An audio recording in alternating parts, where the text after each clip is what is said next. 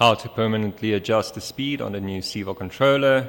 First of all, we're going to ensure that our controller display is off.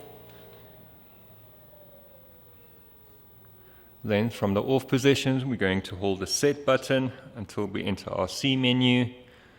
Using the down button, we can go down to C88 and press enter.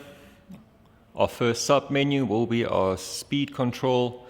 Using the up and down button, we can adjust it to our desired speed.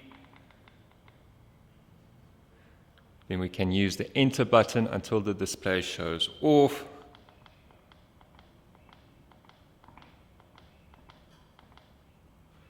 And then we can resume operation.